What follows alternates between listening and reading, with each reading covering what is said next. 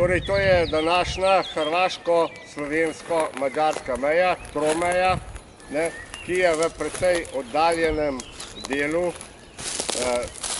Prekmurja.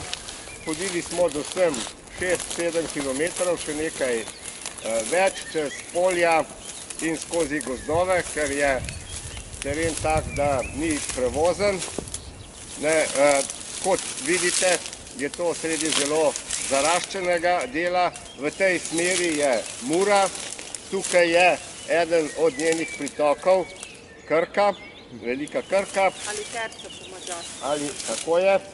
No, in iskali smo to mejo zato, to mejo seveda poznamo, lokacijsko iskali smo jo zato, da bomo naredili primerjavo s tromejo med nacistično Nemčijo, tedanjo ustaško Hrvaško in Madžarsko med drugo svetovno vojno, in se bo nazorno videlo tudi na zemljevidih, kakšen del ozemlja so si ugrabili v tistih časih Madžari.